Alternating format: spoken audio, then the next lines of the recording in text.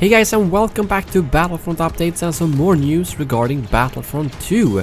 Because as a very nice surprise, they just posted the first community calendar. And the community calendar is basically like a roadmap within the month. So it has more specific events in there, such as double XP events, patches, and the information that we are getting within the month. So I think this is a fantastic new step in terms of improving the communication and letting us know exactly when everything is arriving.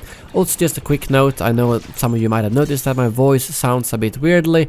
Unfortunately, I've been sick for a while and I've got some type of annoying virus that doesn't want to go away, and that unfortunately kind of targets the throat, which is why I sound like this. But once it's better, I will be back with the live streams, but I can still make some videos while it gets better. That's the power of editing for you. So first of all, I think this is in chronological order. It's not entirely sure because they're not giving specific dates to everything on this calendar, but based off the dates that they have placed on there, I would guess that it is in chronological order. So let's start off. First of all, we have the Battlefront event called Heroes Unleashed, where it will basically be heroes versus villains in Galactic Assault, because during this weekend you will have 70% off the normal cost for heroes, with up to 8 heroes per side available at any given time. So as you can imagine, this is gonna be absolute mayhem.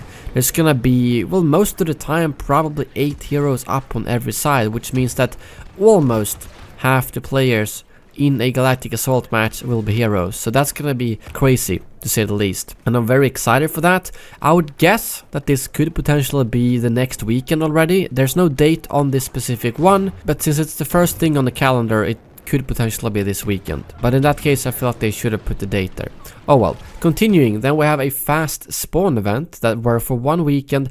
They're removing the spawn timer in Galactic Assault, so players can get right back into the action as soon as they've taken out. Which sounds quite interesting, especially with the new squad system, and that's definitely gonna cause for some interesting tactics in Galactic Assault, where you could literally have a guy hiding in a corner, then 3 people spawn on him, run in, shoot as many as they can, die, and then spawn back, and there's no timer whatsoever. Just keep on spawning and pushing into the enemy team. Well, that's gonna be quite interesting to say the least. And there's no date on that one either. And then we have another battle point event, this time for reinforcements, where all reinforcements will be available in Galactic Assault and Extraction for 75% of their normal cost. So there's in short gonna be a lot of Wookiees, unfortunately, but also hopefully some jump troopers as well. I'm for one gonna be excited to play that on the sequel era maps, as I want to play as many flame troopers as possible. And moving on, we then have 2 Halloween events, one of which is a double XP and one which is a night mode. The double XP goes from the 26th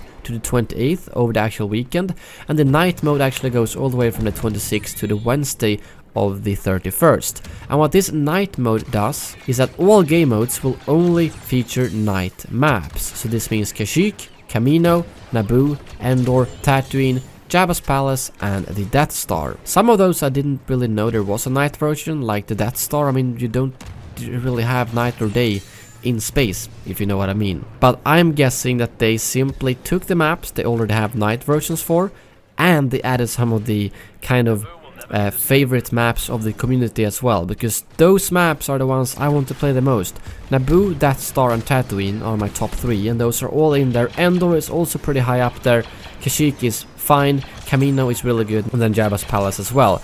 So not only is this gonna be a night mode event, but for me it's just gonna be my favorite maps in one rotation, I guess, which sounds pretty good. And then of course we have the general Grievous update, no date for that one as well, but honestly my guess is that we will be getting that on the 30th, which is a Tuesday and the last Tuesday of the month. They've released most updates so far either on a Wednesday or Tuesday, and usually the last week of the month. So 30th or 31st is when I think General Grievous will arrive. And also, while General Grievous arrives, they will be doing a Clone Wars era playlist that will be for Heroes vs Villains and Hero Showdown. And I think that's a little bit strange, because they do say here that to give players even more chances to play the newly released General Grievous, we're bringing back the Clone Wars era playlist for Heroes vs Villains and Hero Showdown.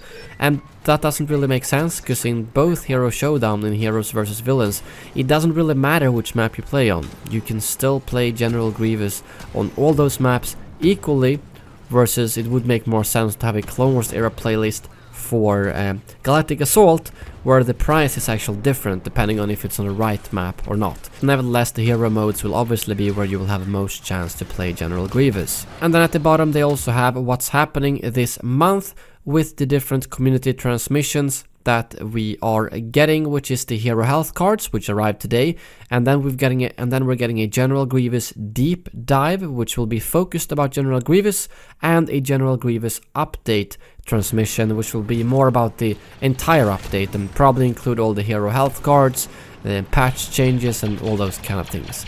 And then it says roadmap update, a look towards the future.